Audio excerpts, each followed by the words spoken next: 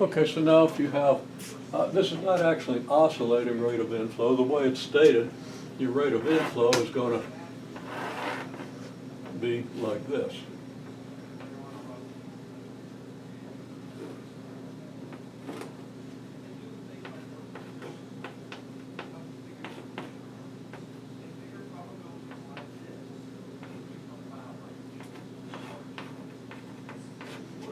Okay? So it's going to be the initial rate.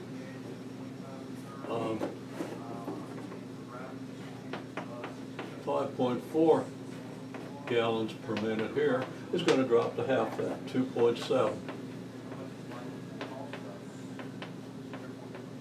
gallons per minute. Okay?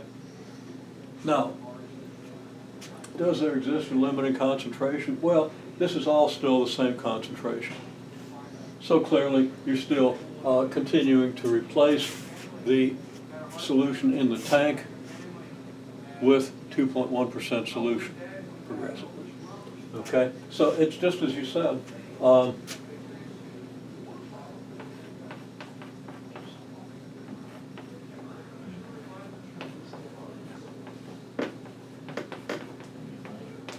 still approach 2.1% in the tank, right?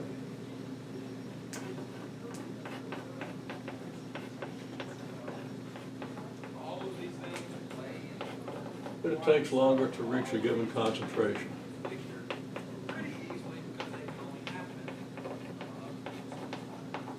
And this is an interesting question. We're not going to have time to pursue in all its detail.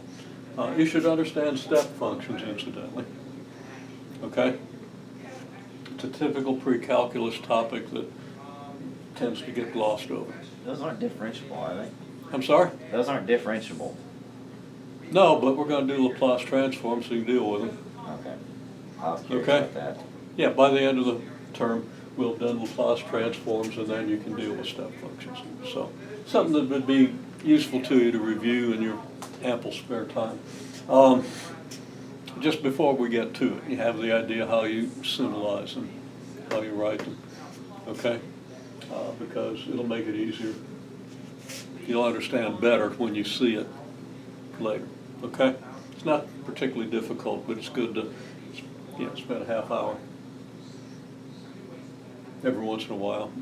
Spend a half hour, then 10 minutes every once in a while looking at it, thinking about it. Okay, anyhow, so that's the answer to what happens, okay? And I could even say, okay, look here. You still have your asymptote. I'm exaggerating the steepness of this graph because in 1 hour the concentration ain't going to change much. Okay? Actually, in an hour, 2.1%, 5.4 gallons per minute. Yeah, it's not going to change that much, but you're going to get about 300 gallons into that tank, right? So that will make a significant change. But you're going to start with your 0.084, and you're going to approach your 0.021, and the scale isn't quite right, but nothing else is going to be either, except the general behavior. So, you have a greater flow rate for the first hour, so you have an exponential function, which, if continued, would do this sort of thing, right? Then for the next hour, you have an exponential function again, but you have a lesser rate, so the exponential function would not be as steep. So you're going to have kind of a discontinuity in the rate of change here. And it's going to do, okay, let's get a better picture of this. Okay, now it's going to change, but not as quickly as it would if this function continued, okay? Then it's going to continue along like this function, but then at a lesser rate, and a greater rate, and a lesser rate. And that's not depicted very well, but you can think about how that would be. You basically have two approaches to the asymptote, right? Okay? And you can think about the details. You would translate whatever this function is over an hour and follow that curve from here, okay? Actually, you'd have to, well, you do a little more, you gotta kind of stretch it and stuff, okay? Use what you know about functions, transformations, and think about how that would be set up, how that would look, okay?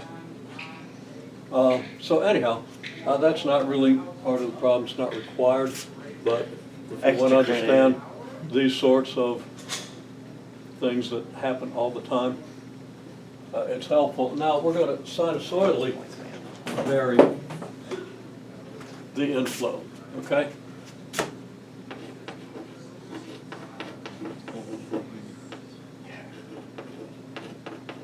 And it's going to be 2 minus cosine of, what's the coefficient? Let me see. Just 2 minus cosine of t, okay?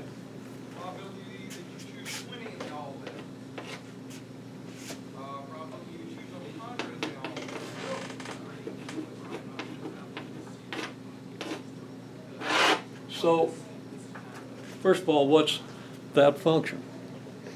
Okay, what would a graph of that function look like?